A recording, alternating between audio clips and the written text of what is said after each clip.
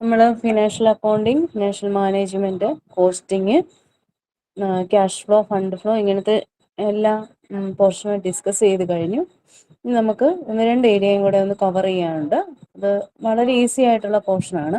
Just equation പഠിച്ചു കഴിഞ്ഞാൽ നിങ്ങൾക്ക് എല്ലാവർക്കും അത് അറ്റൻഡ് ചെയ്യാൻ പറ്റുന്ന പോർഷനാണ്.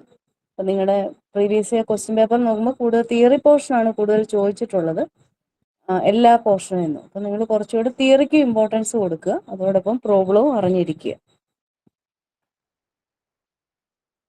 ഇത് റേഷ്യോ അനാലിസിസ് എന്താണെന്നുള്ളതാണ്. ഒരു ഫിനാൻഷ്യൽ പൊസിഷനൊക്കെ കണ്ടുപിടിക്കാൻ വേണ്ടി നമ്മൾ റേഷ്യോ അനാലിസിസ് ഏതെല്ലാം ടൈപ്പിൽ യൂസ് ചെയ്യും എന്നുള്ളതാണ് പറയുന്നത്. റേഷ്യോ അനാലിസിസ് കണ്ടുപിടിക്കുന്നത് ഒരു ഫിനാൻഷ്യൽ ഇൻഫർമേഷൻ, ബിസിനസ്സുമായിട്ട് ബന്ധപ്പെട്ട് വരുന്ന ഫിനാൻഷ്യൽ ഇൻഫർമേഷനൊക്കെ പാസ് ചെയ്യാൻ വേണ്ടിയാണ്. അതിൻ്റെ വിവരങ്ങളൊക്കെ നമുക്ക് എല്ലാവർക്കും അറിയാൻ വേണ്ടിയാണ് ഫിനാൻഷ്യൽ റേഷ്യോസ് കാൽക്കുലേറ്റ് ചെയ്യുന്നത്. ഇപ്പം ഫിനാൻഷ്യൽ റേഷ്യോസിന്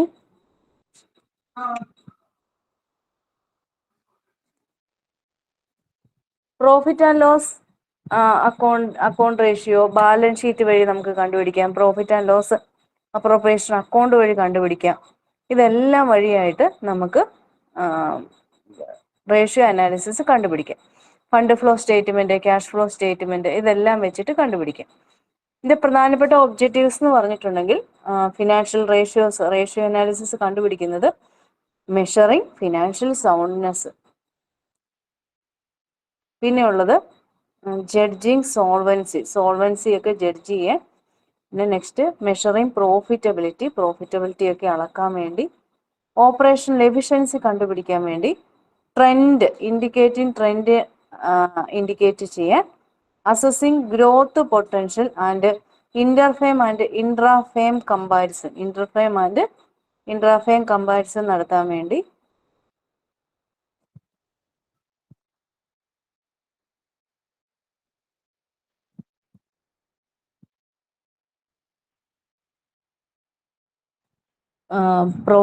റേഷ്യോ അനാലിസിസ് കണ്ടുപിടിക്കുന്നുണ്ട്. അപ്പോൾ ഇത് ടെക്സ്റ്റ് ബുക്കിലുള്ളതാണ്. നിങ്ങളുടെ ടെക്സ്റ്റ് ബുക്കിൻ്റെ അകത്ത് റേഷ്യോ അനാലിസിസ് ഡീറ്റെയിൽ ആയിട്ട് പറയുന്നുണ്ട്.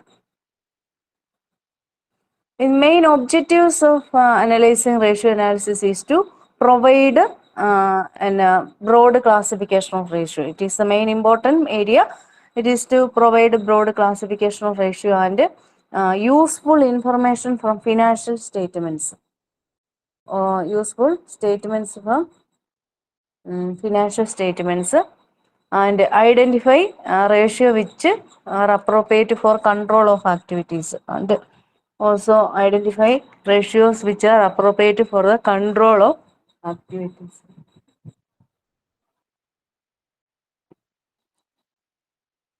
The main categories of ratios are solvency ratio, liquidity ratio, activity ratio, profitability ratio and market test ratio.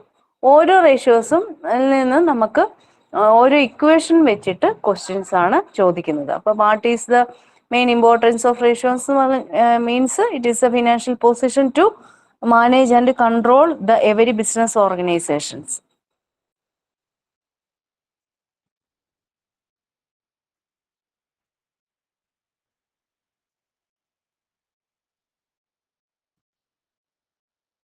First, categories of ratio. Solvency ratio, it is a long-term solvency ratio to manage business companies and form of deposit, debenture or loan in long-term debts that are taken by the business needs to repaid along with the interest.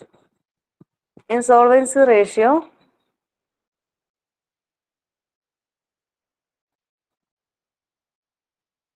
are key components of the financial analysis which helps in determining whether a company has sufficient cash flow to manage the debit obligation that are due.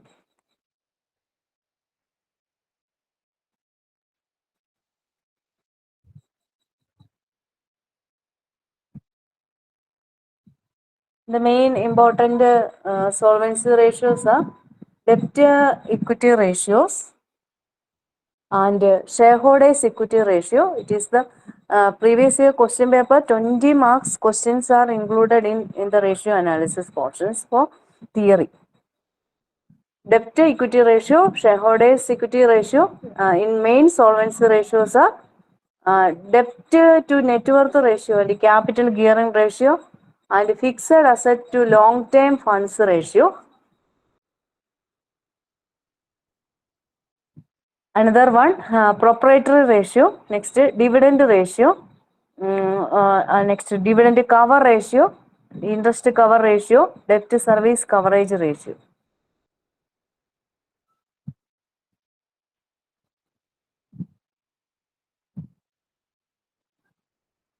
Debt equity ratio.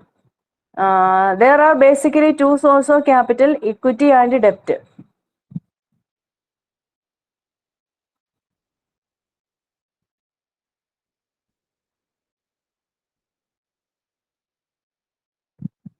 Two sources of capital, equity and debt. Debts are raised when owners want to increase investments but are unwilling to dilute the equity, or the cost of debt is less than that of equity. Debt equity ratios എന്ന് പറഞ്ഞാൽ long term ഡെപ്റ്റിനെ share ഹോൾഡേഴ്സിന്റെ funds കൊണ്ട് divide ചെയ്ത് കഴിഞ്ഞാൽ നമുക്ക് ഡെപ്റ്റ് equity ratio കിട്ടും. അപ്പോൾ ഇതിന്റെ problem വരുമ്പോൾ നിങ്ങൾക്ക് കുറച്ചുകൂടെ ക്ലിയർ ആയിട്ട് മനസ്സിലാവും. Next, shareholders equity ratio means shareholders equity divided by total assets. Total assets means only tangible assets are included, non-tangible or intangible assets are not included in shareholders equity ratios. Next, debt to net worth ratio. Debt to net worth ratio, long-term debt divided by net worth. Net worth means all total of assets. Next, capital gearing ratio, fixed interest bearing funds are divided by equity shareholders funds. It is the capital gearing ratio.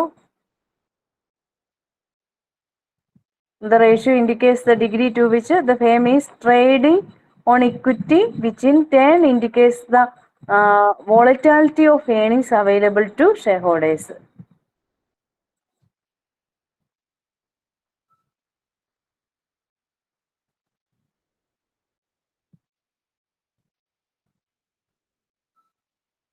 Next, proprietary ratio, net worth divided by total assets. It is the proprietary ratio.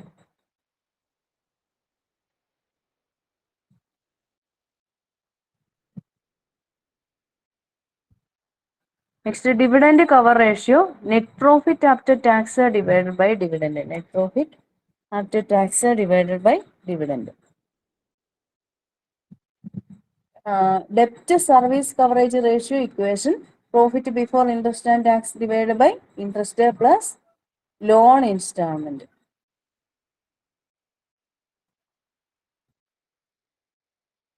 The main important ratios are liquidity ratio.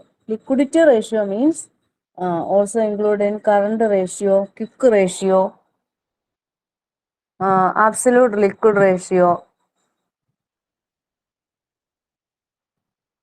bank finance to capital gap ratio, and interval measures ratio example.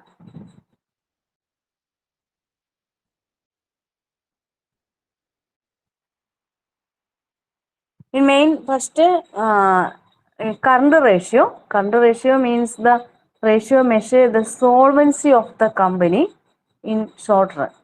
It is the ratio to be processed in a short term position, and the short term solvency position to be measured in a 1 year only.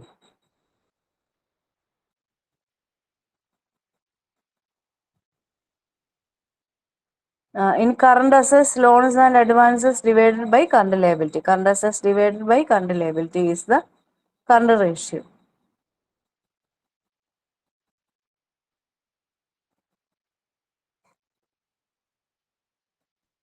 Next, quick ratio or liquid ratio. Liquid ratio or quick ratio.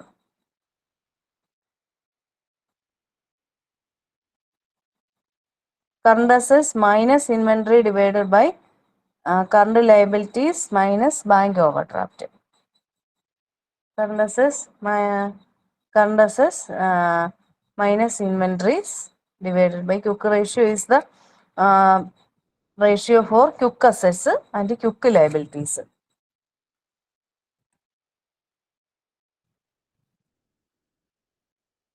Next, absolute liquid ratio. Absolute liquid assets are divided by current liability. Absolute liquid assets divided by current liabilities.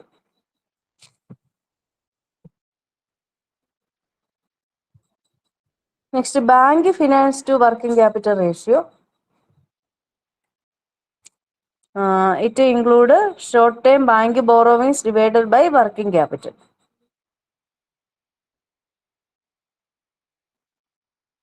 അപ്പോൾ simple ആയിട്ടുള്ള equations മാത്രം പഠിച്ചാൽ മതി, simple ആണ്. അപ്പോൾ ഇതിന്റെ problems ചോദിച്ചാൽ നമുക്ക് ഈസി ആയിട്ട് ചെയ്യാൻ പറ്റും. അപ്പം ഞാൻ ഒന്ന് രണ്ട് റേഷ്യോസും കൂടെ പറയാം, അതിനുശേഷം നമുക്ക് ഒരു പ്രോബ്ലം നോക്കാം. Inventory turn over ratio. Inventory turn over ratio is A manufacturing and trading firms considerable amount to be and funds may be tied up into financial or of raw material, work in progress and finished goods.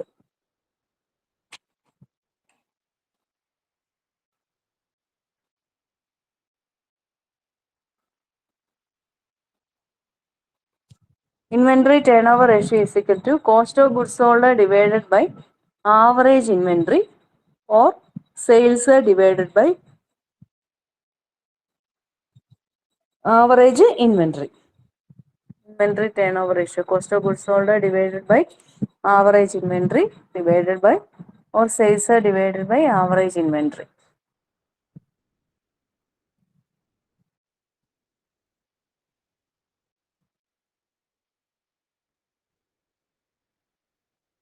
In average inventory is equal to opening stock plus closing stock divided by 2. Average inventory is equal to opening stock plus closing stock by 2.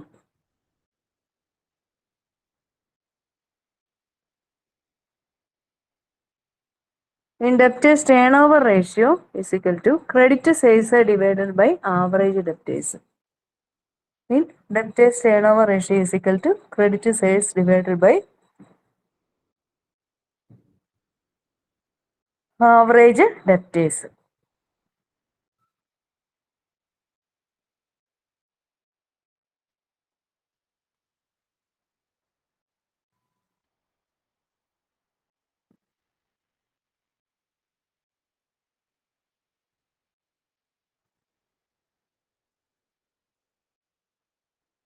Next, average collection period ratio. Average collection period, average debtors divided by credit sales into 365.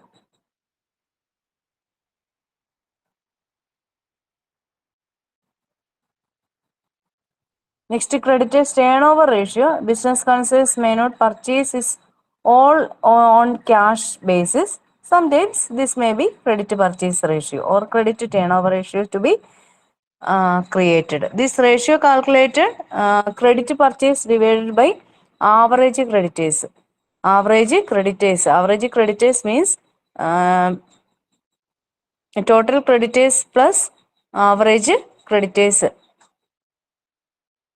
Next, average payment period ratio. Average payment period is equal to average creditors divided by purchase into 365.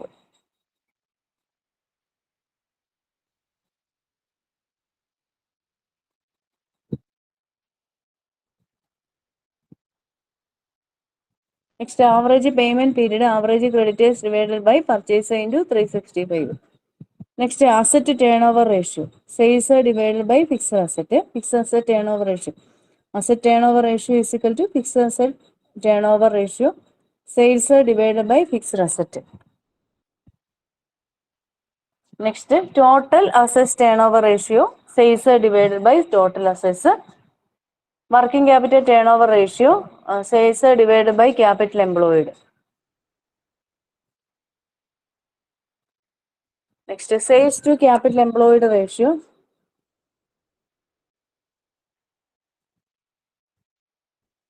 Sales divided by capital employed.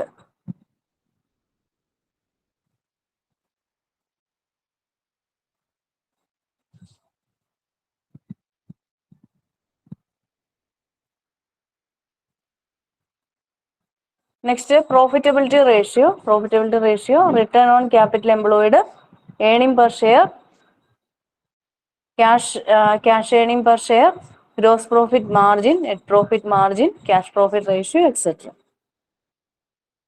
In return on investment is the main important portion of ratio analysis. The main portion is to return on investment is determined by net profit divided by capital employed into 100. Net profit divided by return on investment is equal to net profit divided by capital employed into 100.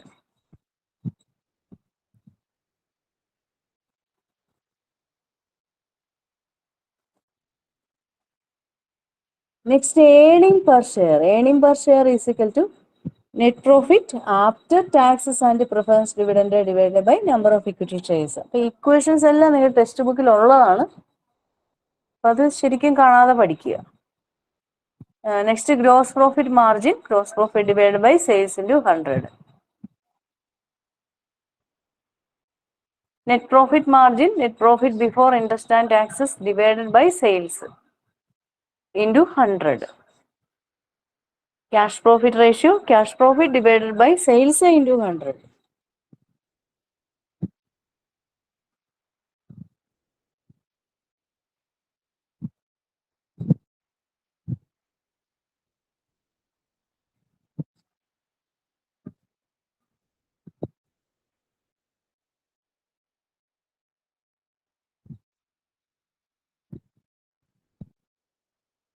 Next, solvency ratio, dividend payout ratio, dividend yield ratio, book value ratio. Dividend payout ratio, dividend per share divided by earning per share. Dividend yield ratio, dividend per share divided by market price into 100. Book value, equity capital plus reserves minus profit and loss account divided by total number of equity shares.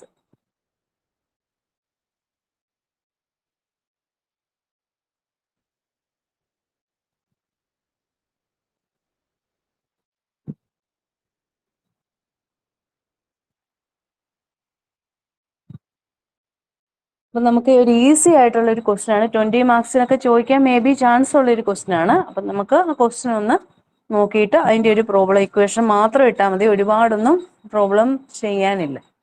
അപ്പോൾ ഞാനിപ്പോൾ പറയുന്നത് trading and profit and loss account ആണ്. നിങ്ങളതൊന്ന് വരച്ച് എഴുതി എന്നോടൊപ്പം തന്നെ ചെയ്തു പോകുക, എന്നാലേ അത് മനസ്സിലാവുള്ളൂ. അപ്പോൾ 20 മാർക്കൊക്കെ നമുക്ക് ഈ ഇക്വേഷൻസ് മാത്രം വെച്ചുകൊണ്ട് വാങ്ങിച്ചെടുക്കാൻ പറ്റും. മെയിൻ ഇമ്പോർട്ടൻറ്റ് പോർഷൻ ആണ് trading and profit and loss account.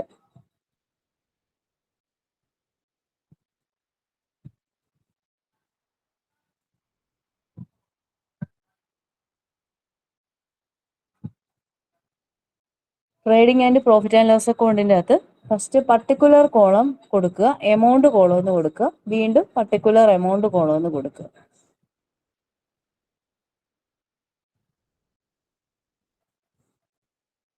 Particular column, amount column, particular column, amount column.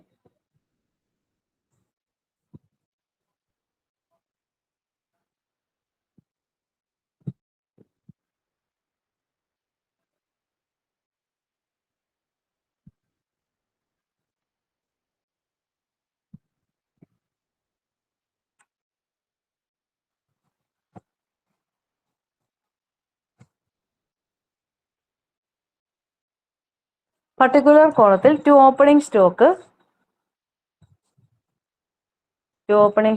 10,000. First സൈഡിലാണ് debit side. To opening stock 10,000. To purchases 55,000.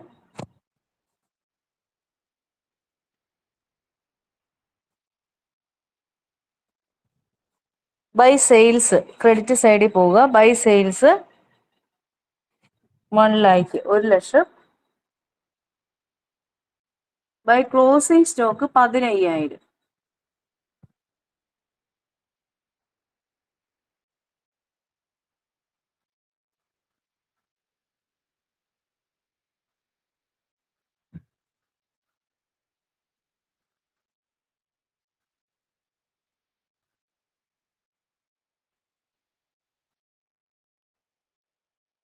എന്നിട്ട് ടു എന്ന് പറഞ്ഞ് ഡെബിറ്റ് സൈഡിൽ to gross profit carried on C bar D എന്ന് ഇടുക.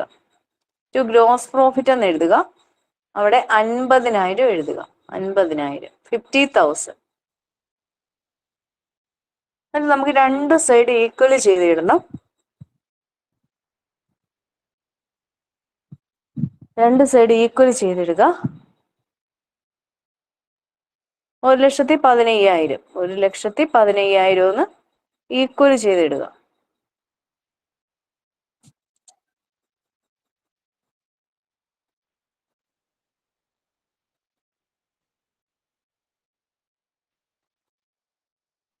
$1,15,000 equal ആക്കി ഇടുക. ഇനി നമുക്ക് ക്രെഡിറ്റ് സൈഡിലേക്ക് വരിക. ക്രെഡിറ്റ് സൈഡിൽ ബൈ ഗ്രോസ് പ്രോഫിറ്റ് എന്ന് എഴുതുക. By gross profit.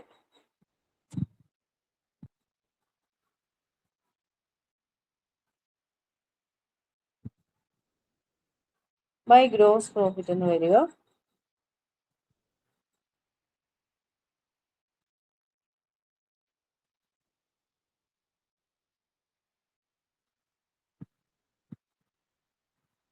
By gross profit എന്ന് എഴുതുക. രണ്ട് സൈഡ് വരയ്ക്കുന്ന എപ്പോഴും ഓർത്തിരിക്കണം കേട്ടോ.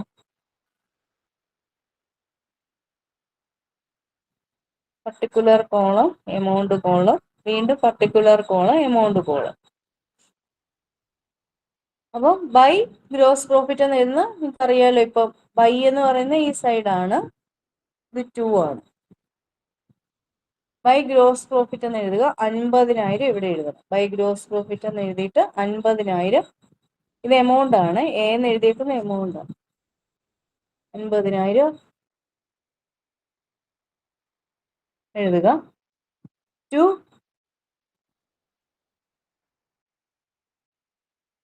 Administration expenses. To administration expenses 15,000.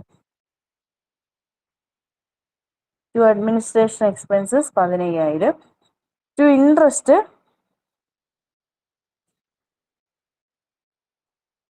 3,000 3,000.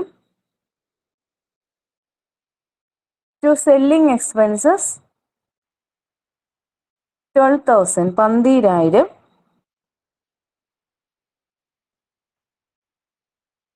To net profit 20,000 20,000.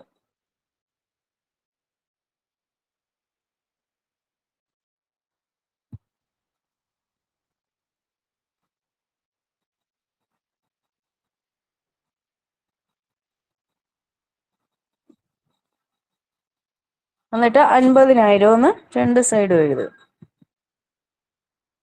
50,000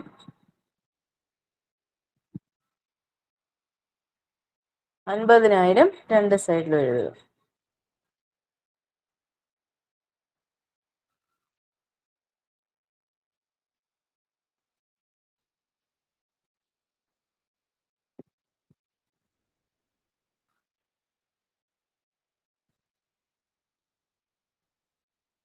ഇനി ബാലൻസ് ഷീറ്റ്. ഇനി നെക്സ്റ്റ് ഹെഡിങ് ബാലൻസ് ഷീറ്റ് എന്ന് കൊടുക്കുക. Balance sheet. ബാലൻസ് ഷീറ്റിന്റെ അകത്ത് രണ്ട് കോളം വരയ്ക്കുക.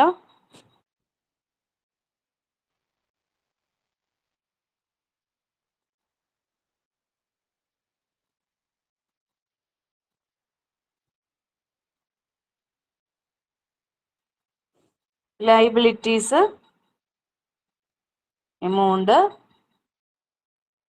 Asset, amount. Liabilities, amount, asset, amount.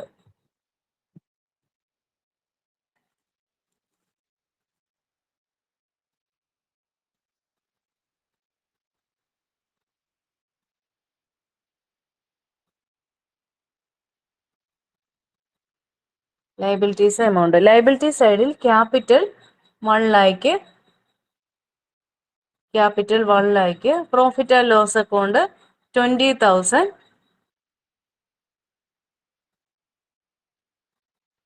Creditors 25,000. Bills payable bills payable 15,000 15,000. Capital 1 lakh, profit and loss account 20,000, creditors 25,000, bills payable 15,000 15,000.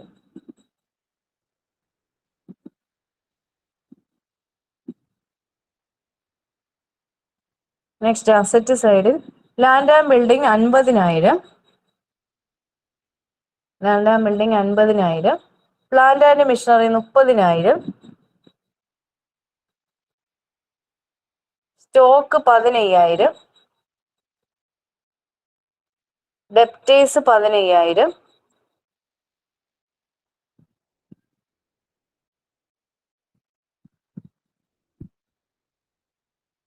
Bills receivable 12,500,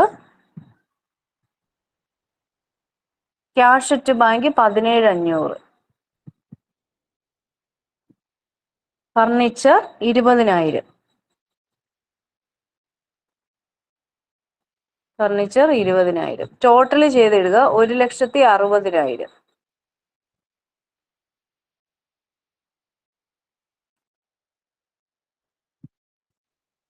1,60,000. Calculate inventory turnover ratio. Calculate inventory turnover ratio. Current ratio. Gross profit ratio. Net profit ratio. Liquidity ratio. And proprietary ratio.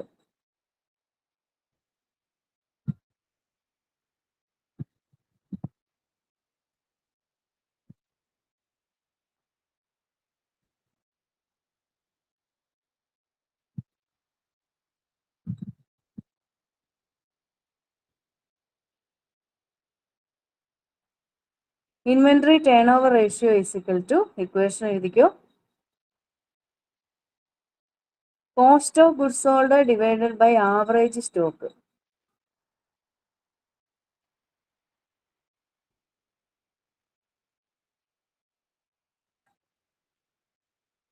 Cost of goods sold divided by average stock.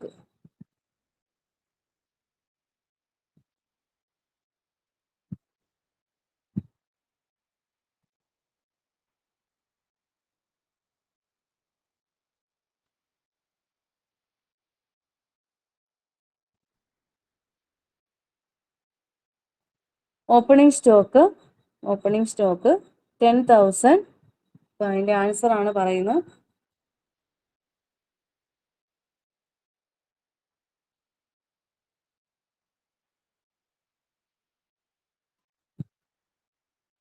Opening stock 10,000.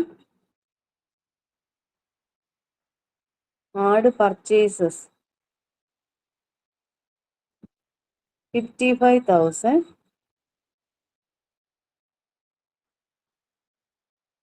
65,000 total എഴുതുക. ഇനി ഇതിൻ്റെ അന്ന് less closing stock. C S എഴുതിയേക്കുന്ന closing സ്റ്റോക്കാണ് 15,000 less ചെയ്യുക. 15,000 ക്വസ്റ്റിനകത്തുണ്ട്. ഇപ്പൊ കിട്ടുന്നത്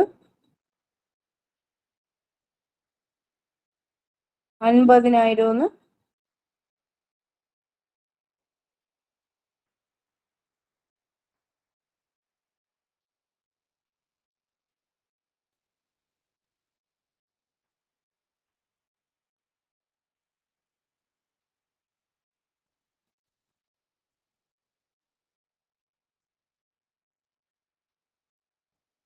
50,000 എന്ന് നമ്മൾ ടോട്ടൽ എഴുതുക.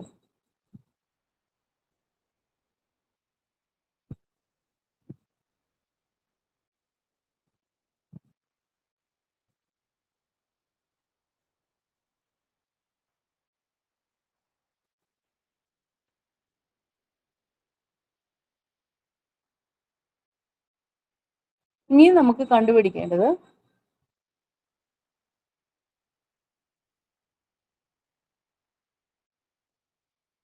ഇൻവെന്ററി ടേൺ ഓവർ റേഷ്യോ ആണ്. Inventory turn over ratio is equal to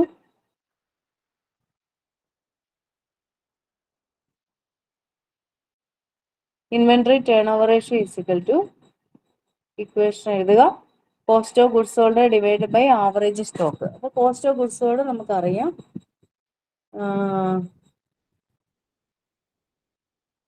average stock കണ്ടുപിടിക്കുക. ആവറേജ് സ്റ്റോക്ക് ഇപ്പൊ പറഞ്ഞത്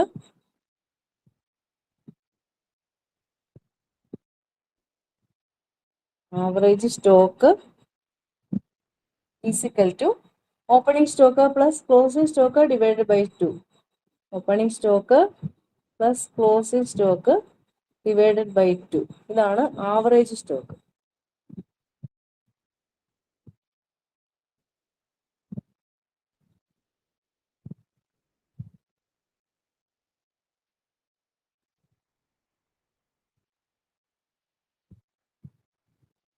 opening stock plus closing stock by 2.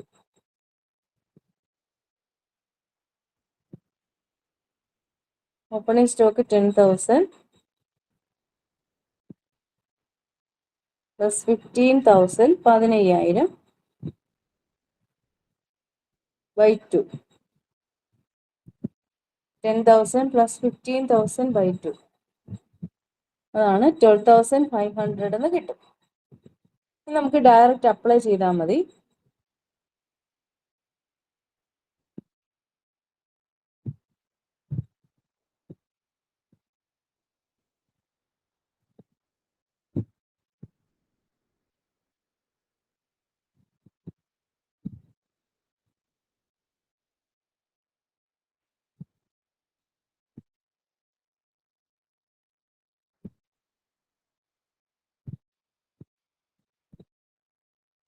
Inventory turn over ratio 15,000 50,000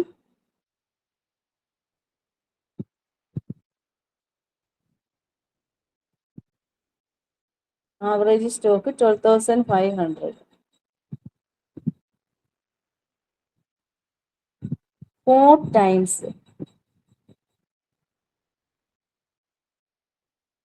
50,000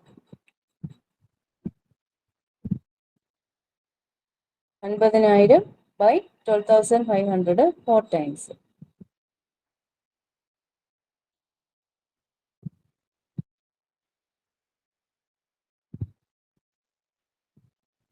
Next, current ratio is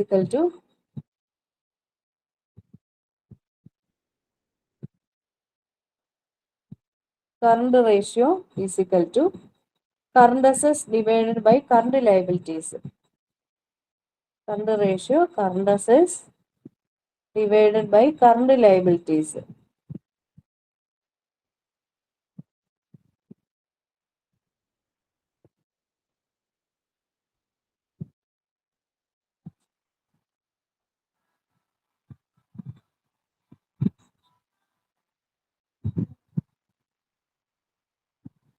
Current assets divided by current liabilities.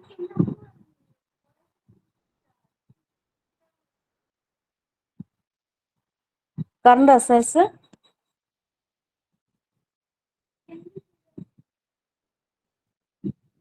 stock, debtors, bill receivable, cash in bank. ഇത്ര item ആണ് current assets ആയിട്ട് എടുക്കേണ്ടത്.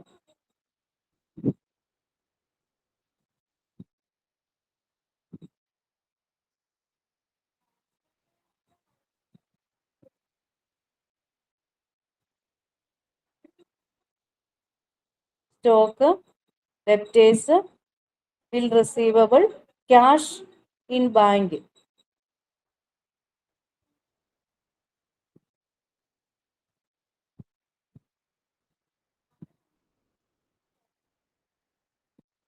അപ്പൊ 60,000 total current assets കൂട്ടി എഴുതുക. 60,000. ഇനി വേണ്ടത് നമുക്ക് കറണ്ട് ലയബിലിറ്റീസ് കണ്ടുപിടിക്കണം. കറണ്ട് ലയബിലിറ്റീസ് കണ്ടുപിടിക്കുന്നത് 2 ഐറ്റമാണ് കറണ്ട് ലയബിലിറ്റിക്കകത്ത്, ക്രെഡിറ്റേഴ്സും bills പേയബിളും.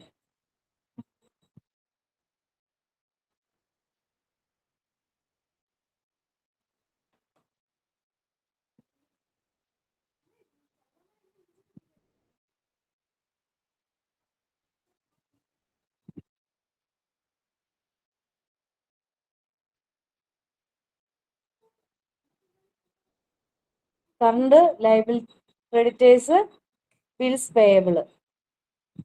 Creditors bills payable. Creditors 25,000, bills payable 15,000, 15,000.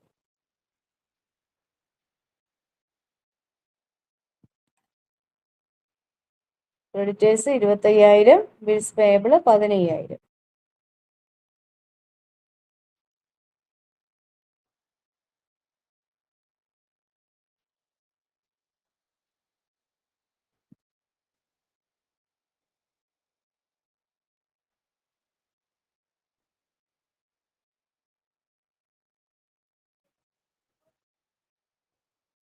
അപ്പൊ നമുക്ക് ഇത് രണ്ടും കൂടെ ഡിവൈഡ് ചെയ്താൽ മതി. Current ratio is equal to current assets divided by current liability. Current assets 60,000, current liabilities 40,000. Current assets divided by current liabilities 60,000 divided by 40,000. 1:5:1 answer.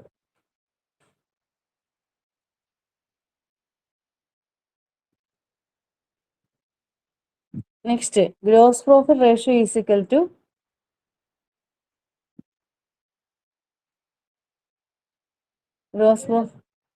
Gross profit ratio is equal to gross profit divided by net sales into 100. Gross profit divided by net sales into 100.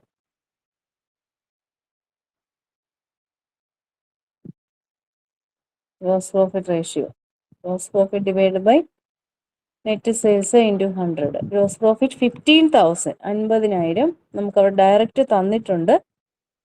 Divided by net സെയിൽസും direct ക്വസ്റ്റിൻ്റെ അകത്തുണ്ട് 1 lakh. 50,000 divided by 1 lakh into 100.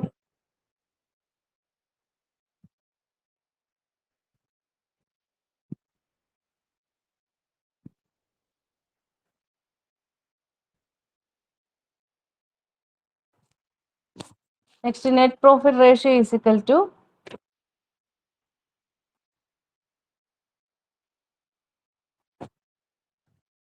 net profit ratio is equal to net profit divided by net sales into 100. Net profit divided by net sales into 100.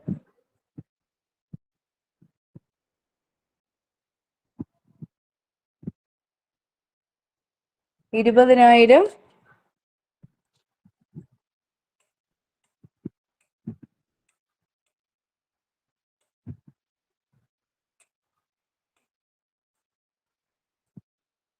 net profit divided by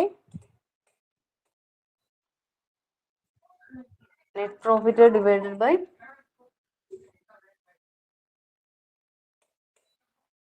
net profit divided by net profit divided by net sales into 100. 20,000 divided by 1 lakh into 100.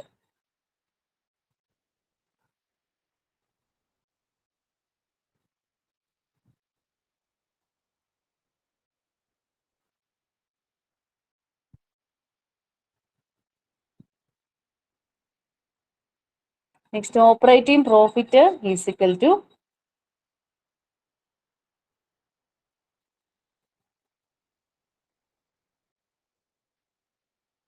operating profit is equal to cost of goods sold plus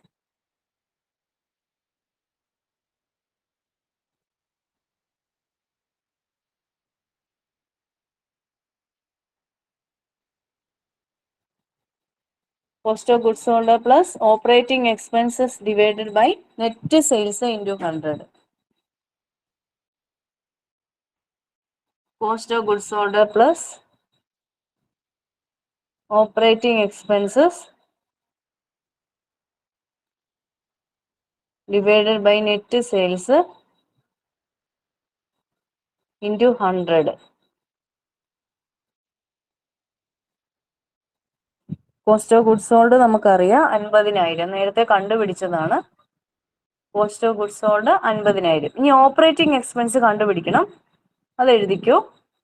administrative expenses plus selling expenses.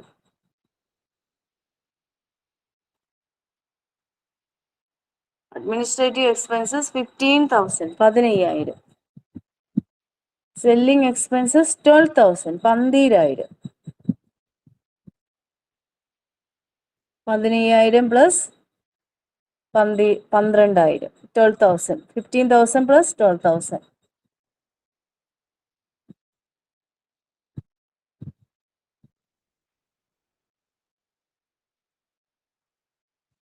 15,000 plus 12,000 27,000.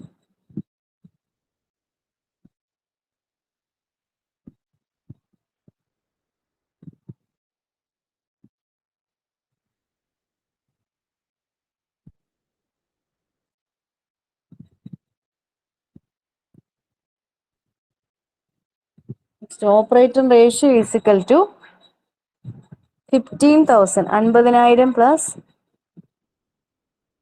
27,000. നമ്മൾ കണ്ടുപിടിച്ച് വെച്ചതാണ് ഇതെല്ലാം. 50,000 നമുക്കറിയാം. Cost of goods sold 15,000 50,000. Operating expense 27,000.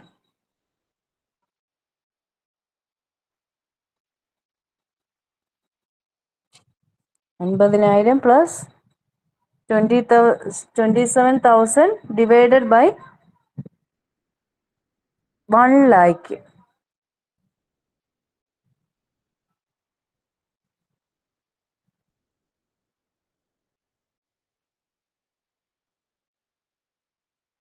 into 100. 1,00,000 into 100.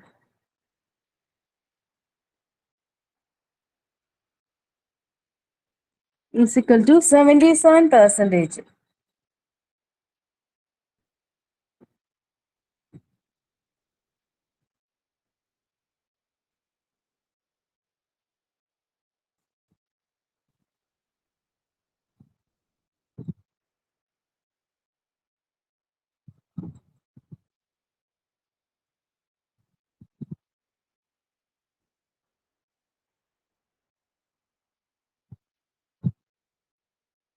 Next,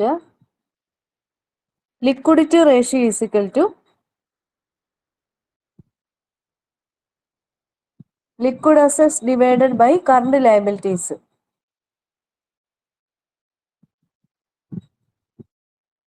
Liquidity ratio is equal to liquid assets divided by current liabilities.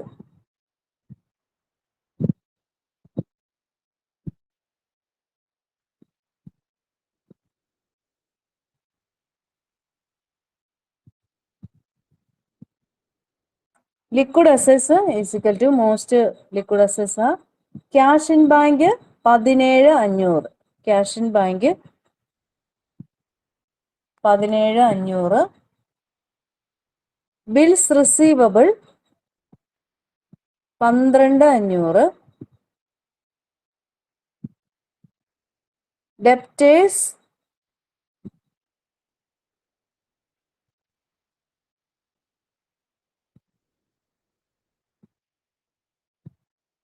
15,000.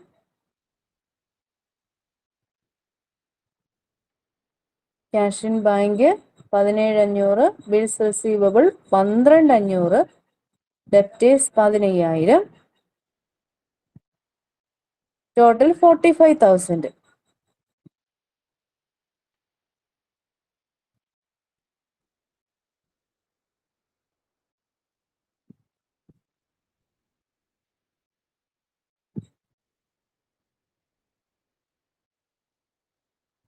Next, current liabilities.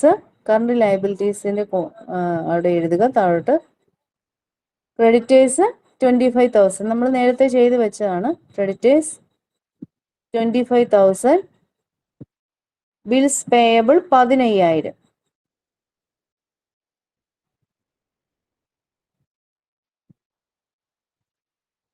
40,000 total വരും. 40,000.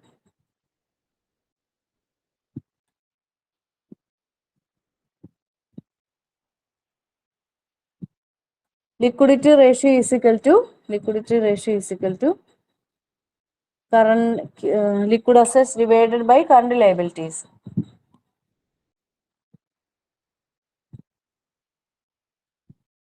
45,000 divided by 40,000, 40,000.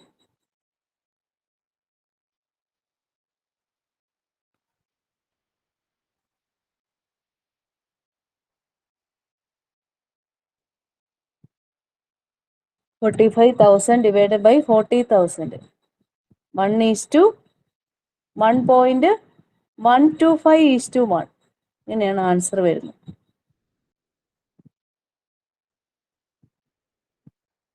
Next heading കൊടുക്കുക, proprietary ratio.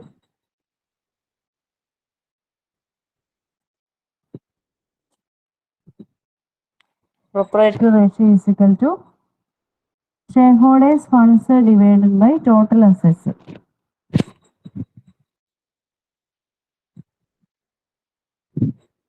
Shareholders' funds divided by total assets into 100.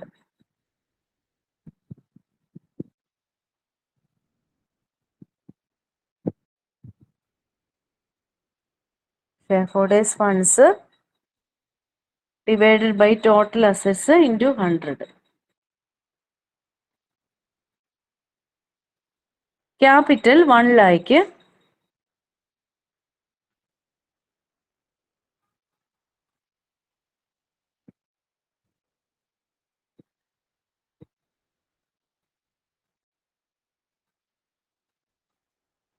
Capital 1 lakh. Profit and loss account 20,000. 20,000.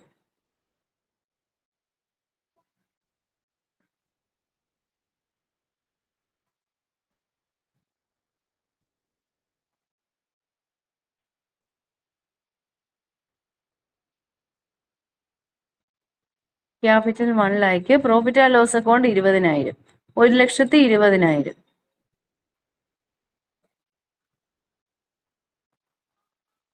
Total assets. Proprietary ratio is equal to 1,20,000 divided by 1,60,000 into 100. 1,20,000 divided by 1,60,000 into 100.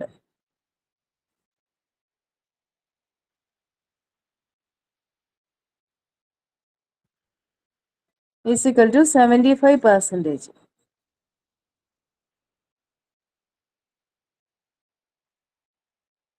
Proprietary ratio 75%.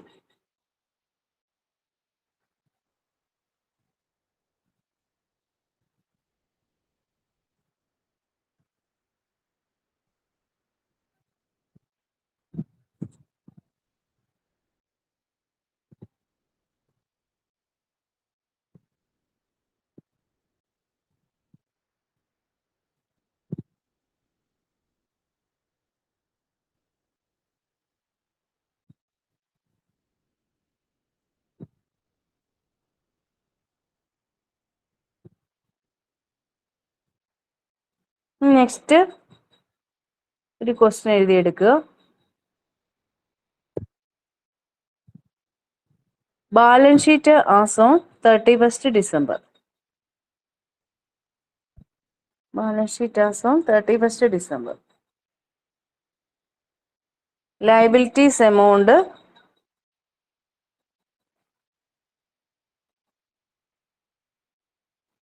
asset amount.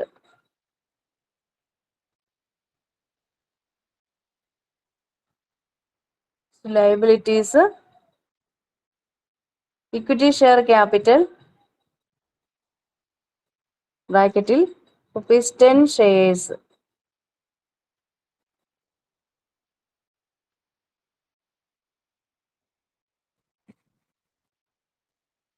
Profit and loss account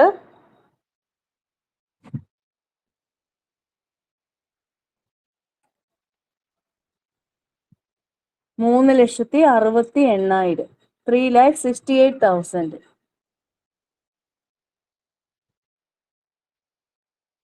Creditors 1,04,000.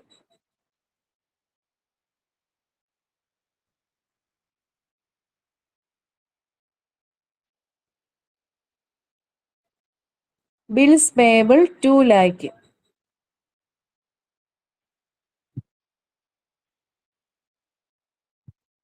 Bills payable 2 lakh.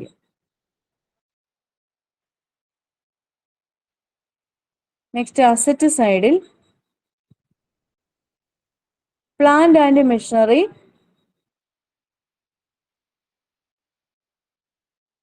6,40,000. 6,40,000. Land and building amount കോളത്തിൽ 80,000. Asset side ആണ് പറയുന്നത്. Land and building 80,000. Cash 1,60,000.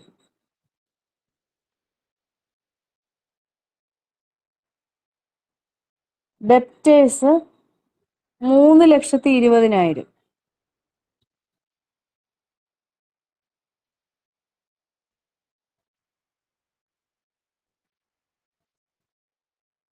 Stock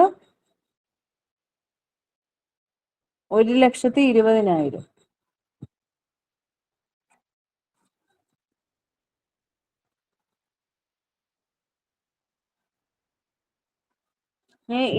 income statement ആണ് പറയുന്നത്. Income statement sales 40 ലക്ഷം plus cost of goods sold 3,80,000.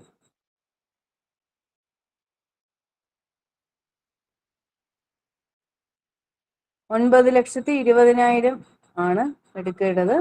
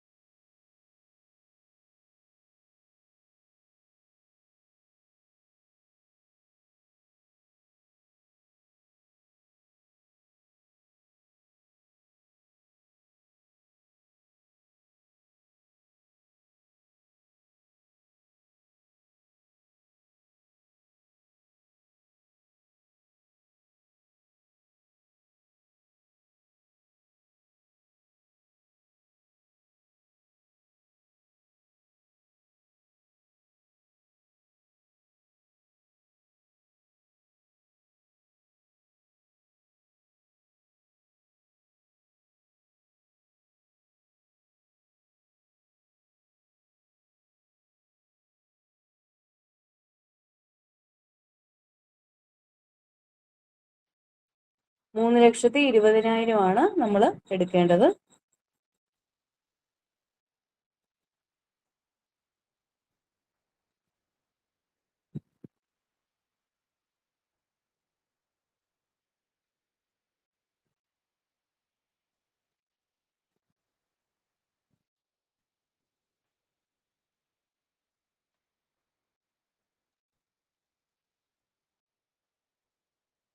ഇനി വേണ്ടത്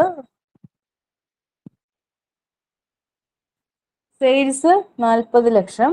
sales less cost of goods sold 3,80,000 less ചെയ്യുക 9,20,000 കിട്ടും. 9,20,000 less operating expenses.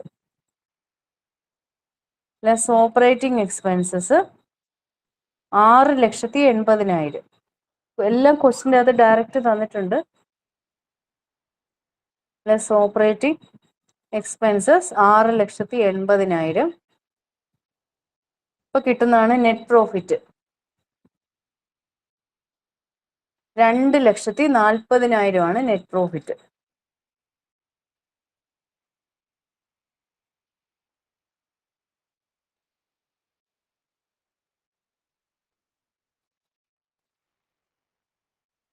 Plus income tax paid 50%, 50%. അപ്പൊ 2,40,40,000 50% വേണം എടുക്കാൻ. 1,20,000.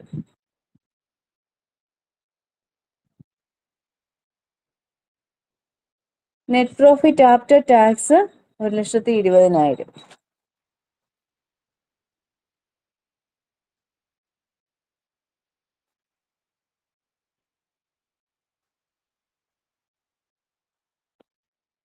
ഇനി കറണ്ട് റേഷ്യോ ആണ് കണ്ടുപിടിക്കേണ്ടത്.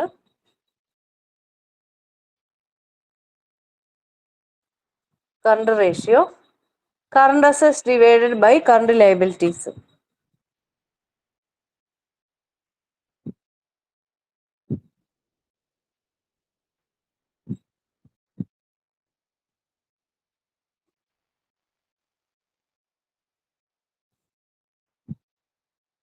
Current assets divided by current liabilities. Current assets cash 1,60,000.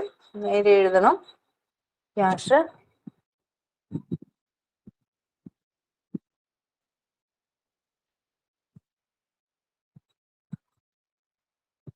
1,60,000. Debtors 3,20,000. Stock 4,80,000.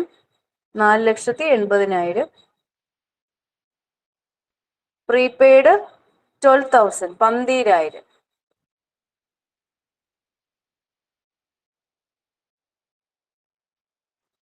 Insurance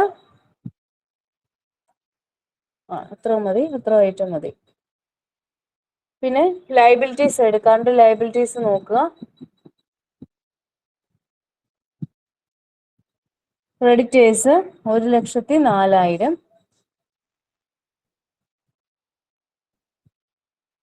bills payable 2 lakh, 2 ലക്ഷം. Other current liabilities 20,000.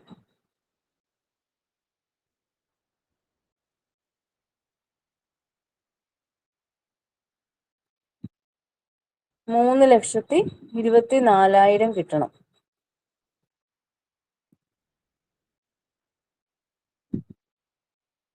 Current ratio is equal to current assets divided by current liabilities. Current ratio 9,72,000. 9,72,000 divided by 3,24,000.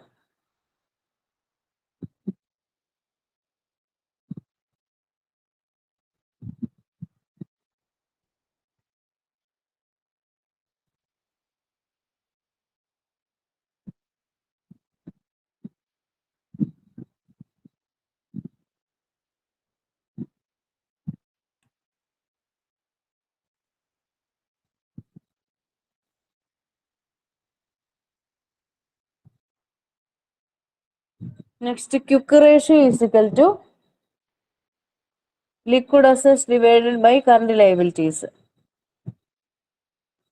Quick ratio is equal to liquid assets divided by current liabilities.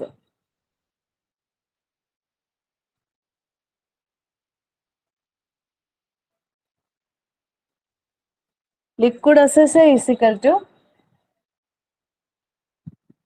cash plus debtors.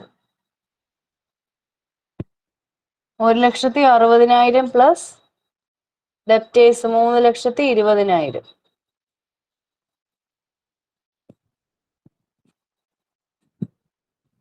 60 plus 3,20,000, 4,80,000.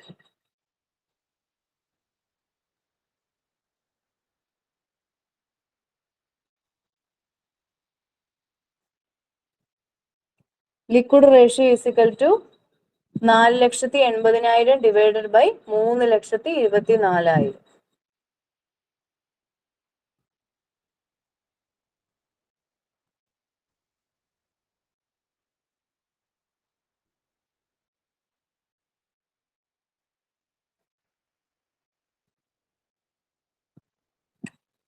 One 1.48 is to 1.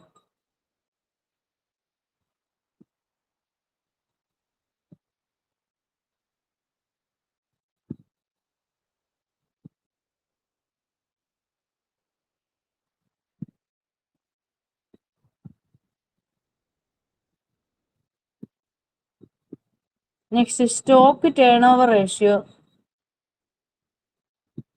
Stock turn over ratio is equal to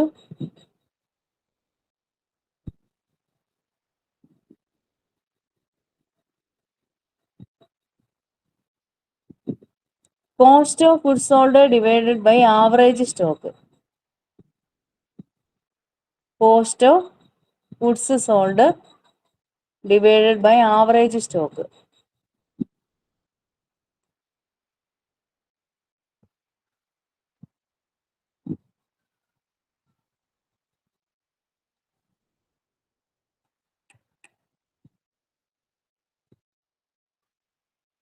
cost of goods sold ഇവിടെ direct തന്നിട്ടുണ്ട് 30,80,000. Sorry 30,80,000. 30,80,000. Average stock കണ്ടുപിടിക്കണം. Average സ്റ്റോക്കിന്റെ equation എഴുതിക്കോളൂ. Opening stock plus closing stock by 2. Opening stock plus closing stock by 2.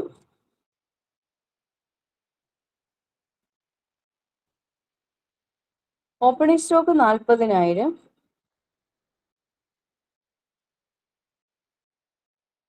Closing stock 4,80,000. Opening stock 4 lakh, closing stock 4,80,000 by 2.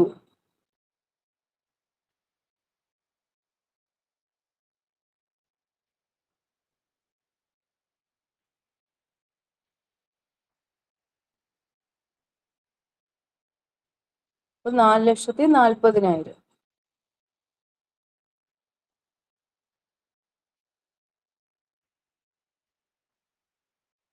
Stock turn over ratio is equal two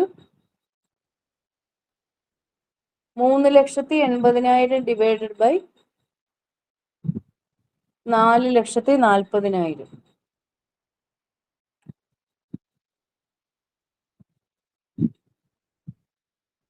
is equal to 7 times.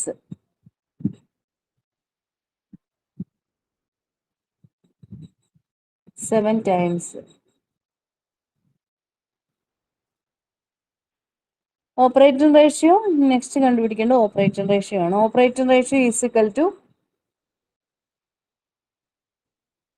Cost of goods sold plus operating expenses divided by net sales. Cost of goods sold plus operating expenses divided by net sales.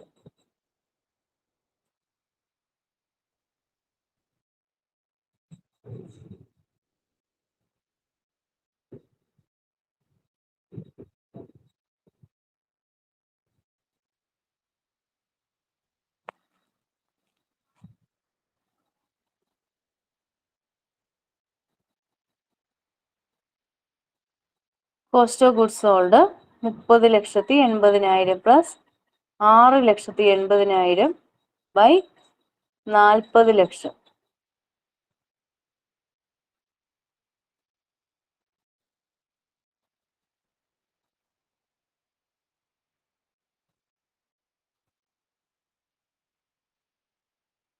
Next rate of return on equity capital.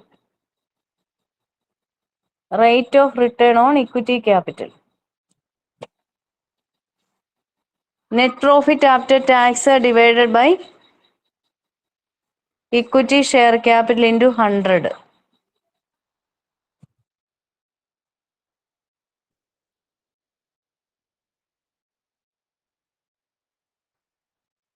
Net profit after tax divided by equity share capital into 100.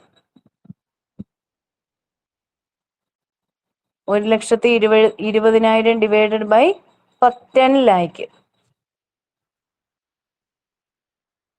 1,20,000 നിന്നും divided by 10 lakh into 100.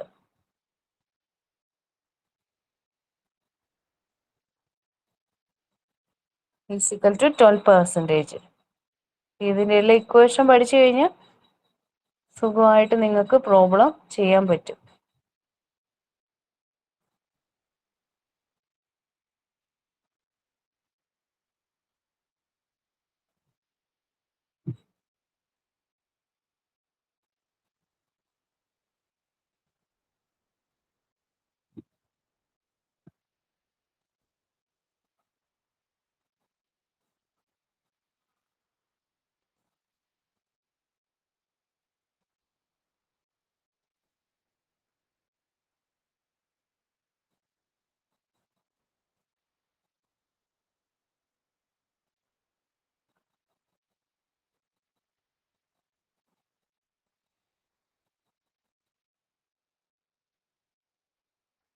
ഇനി financial management പ്രാധാന്യം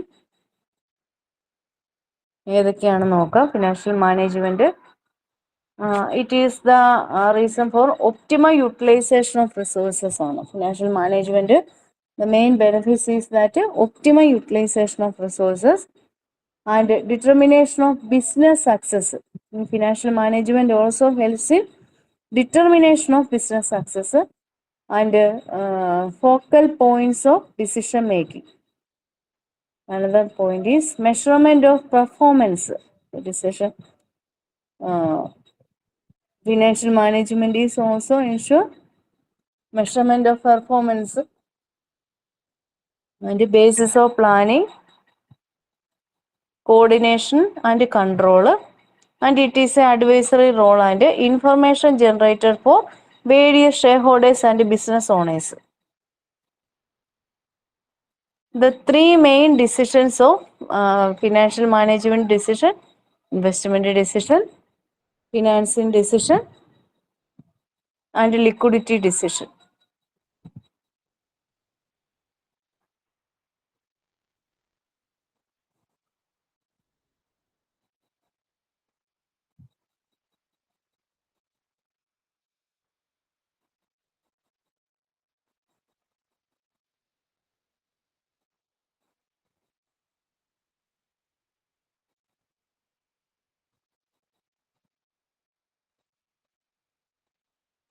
Next point, heading cash and treasury management. Cash and treasury management, major motives of holding cash are the transaction motives, the precautionary motives and speculative motives. Detailed note ഒന്ന് പറഞ്ഞതാണ്, എങ്കിലും അറിവിലേക്കായിട്ടൊന്ന് പറയാണ്. Transaction motifs, precautionary motifs and speculative motifs. Transaction motives requires a firm to hold cash to conduct in business in the ordinary course and pay for operating activities. Ordinary course and pay for operating activities.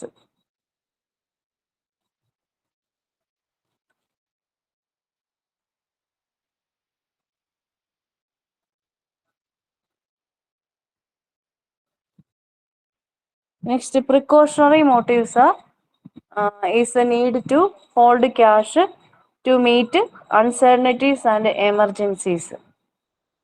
To hold cash to meet uncertainties and emergencies.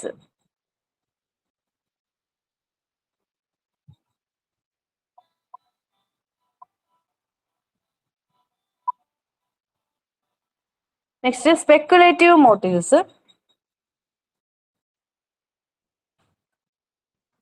Speculative motives refers to holding of cash for investing in profit-making opportunities as when they arise. Profit-making opportunities means future profit making and savings ability.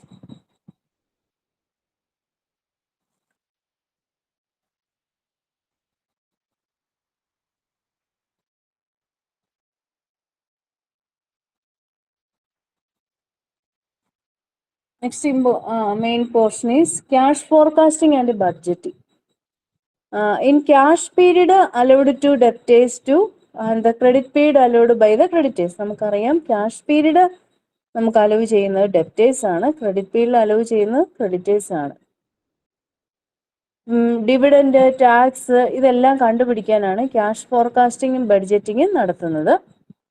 പിന്നെ non cash transaction, അതായത് depreciation transactions ഇതെല്ലാം നമുക്ക് പരിഗണിക്കാൻ വേണ്ടി അതിൻ്റെ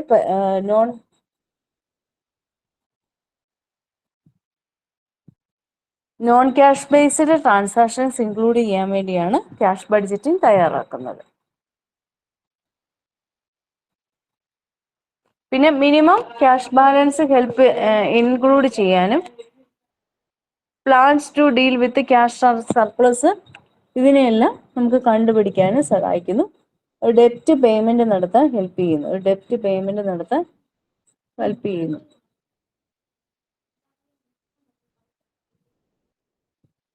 next, cash ട്രാൻസാക്ഷൻ്റെ അകത്ത് main important ആയിട്ട് വരുന്നതാണ് ക്യാഷ് പ്ലാനിങ്. നല്ലൊരു പ്രോപ്പർ പ്ലാനിങ് കൊടുത്തുകൊണ്ട് നമ്മൾ ക്യാഷ് ബഡ്ജറ്റ് തയ്യാറാക്കുകയാണെങ്കിൽ ആ ക്യാഷ് പ്ലാനിങ് ഏറ്റവും എഫക്റ്റീവായിട്ട് കിട്ടും.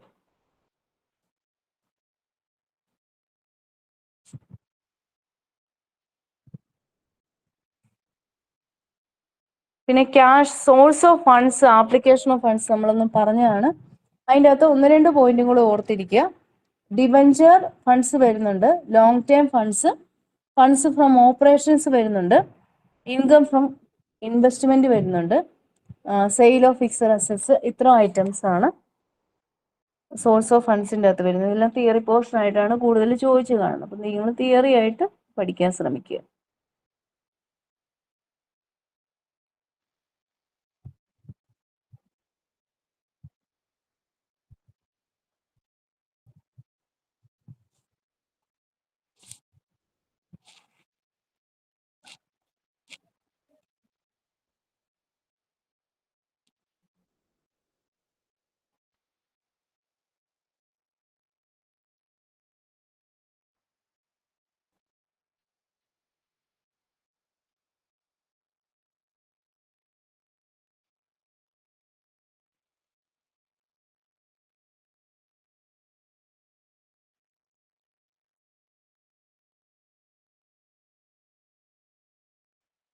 നെക്സ്റ്റ്, ക്യാഷ് മാനേജ്മെന്റ് കൺസിഡർ ചെയ്യുന്നത് ക്യാഷ് ഇൻഫ്ലോസും ക്യാഷ് ഔട്ട്ഫ്ലോസും അതിൻ്റെ ക്യാഷ് ബാലൻസും കൂടെ വെച്ചിട്ടാണെന്ന് ഒന്ന് ഓർത്തിരിക്കുക. ഇതെല്ലാം ഡീറ്റെയിൽഡ് നോട്ട് നിങ്ങളുടെ ടെക്സ്റ്റ് ബുക്കിൽ തന്നെ ഉണ്ട്.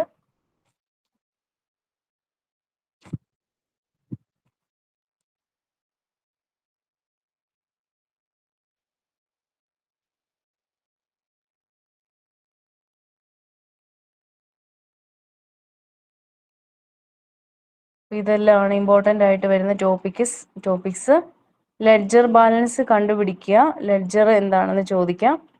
ജേണൽ കണ്ടുപിടിക്കാൻ നമ്മൾ പഠിച്ചതാണ് ജേണല്, ലെഡ്ജർ. ഫൈനൽ അക്കൗണ്ട്സ് എല്ലാം ഓർത്തിരിക്കുക. ജേണല്, ലെഡ്ജർ, ട്രയൽ ബാലൻസിലായിരിക്കും ക്വസ്റ്റ്യൻ ചോദിക്കുന്നത്. Journal, ledger, trading account, profit and loss account, balance sheet. ഇത്രയാണ് ഫൈനൽ അക്കൗണ്ട് വരുന്നത്. ഇനി നമ്മൾ ഫിനാൻഷ്യൽ മാനേജ്മെന്റിലേക്ക് വരുവാണെങ്കിൽ അവിടെ ക്യാഷ് ഫ്ലോ സ്റ്റേറ്റ്മെന്റ് ഉണ്ട്, വർക്കിംഗ് ക്യാപിറ്റൽ പൊസിഷൻ കണ്ടുപിടിക്കാനുണ്ട്. പിന്നെ ഇപ്പം കണ്ടുപിടിച്ച റേഷ്യോ അനാലിസിസ് പോലെയുള്ള പ്രോബ്ലം, അതെല്ലാം ഇക്വേഷൻ ഇട്ട റേഷ്യോ അനാലിസിസ് നമുക്ക് പഠിക്കാൻ പറ്റും. അതാണ് ഇതിൽ വരുന്നത്. പിന്നെ ക്യാഷ് മാനേജ്മെന്റ്, ക്യാഷ് പ്ലാനിങ്ങിൻ്റെ അകത്ത് വരുമ്പോഴത്തേക്കും നമുക്ക് cash outflows, cash inflows, budgetary control, ഇങ്ങനെ ഐറ്റംസ് ഉണ്ട്. ക്യാഷ് ഇൻഫ്ലോസ് എന്ന് പറഞ്ഞാൽ ബിസിനസ്സിലേക്ക് വരുന്ന തുകയാണ്. ക്യാഷ് ഔട്ട്ഫ്ലോസ് എന്ന് പറഞ്ഞാൽ ബിസിനസ്സിൽ നിന്ന് പോകുന്ന തുകയാണ്. അത് തമ്മിലുള്ള വ്യത്യാസം മനസ്സിലാക്കി വേണം പഠിക്കാൻ. പിന്നെ നിങ്ങൾക്ക് പ്രിൻസിപ്പിൾസ് ഓഫ് അക്കൗണ്ടിങ് ചോദിക്കാം. Cost, what is meaning of principles of accounting. അതിൻ്റെ അകത്ത് വരുന്നത് അക്കൗണ്ടിങ് എന്താണെന്ന് എഴുതി വെച്ചിട്ട് ബേസിക് ആയിട്ട് വരുന്ന പ്രിൻസിപ്പിൾസ്, അതായത് cost accounting principles, material principles of disclosure, ഇങ്ങനെ കുറേ പ്രിൻസിപ്പിൾസ് ഉണ്ട്. അപ്പം അത് ഓരോന്നായിട്ട് ഓർത്തെഴുതുക. മണി മെഷർമെന്റ്, പിന്നെ കോൺസെപ്റ്റ്സുകൾ ചോദിക്കും ബിസിനസ്സുമായിട്ട് ബന്ധപ്പെട്ട്. അക്കൗണ്ടിങ്ങിന്റെ കോൺസെപ്റ്റ്സുകൾ, money measurement concepts, cost concepts, അങ്ങനെ ഫുള്ളി ഡിസ്ക്ലോഷർ കോൺസെപ്റ്റ്സ്, ഇങ്ങനെ കുറച്ച് കോൺസെപ്റ്റ്സുകൾ അതിൻ്റെ അകത്ത് എഴുതി വെക്കുക. പിന്നെ main important profit and loss account നമ്മൾ കണ്ടുപിടിക്കുന്നത് നെറ്റ് പ്രോഫിറ്റ് കണ്ടുപിടിക്കാനാണെന്ന് ഓർക്കുക. ട്രേഡിംഗ് അക്കൗണ്ട് കണ്ടുപിടിക്കുന്നത് ഗ്രോസ് പ്രോഫിറ്റിന് വേണ്ടിയാണ്. രണ്ടും തമ്മിലുള്ള വ്യത്യാസം, ഇത് ഗ്രോസ് പ്രോഫിറ്റ് വന്നു കഴിഞ്ഞിട്ടുണ്ടെങ്കിൽ trading account is included in all incomes. Income means all direct incomes and all direct expenses. In profit and loss account we see all indirect expenses and all indirect income. It is the balance between indirect expense and indirect income is net profit. Net profit is also included in trading and P&L account.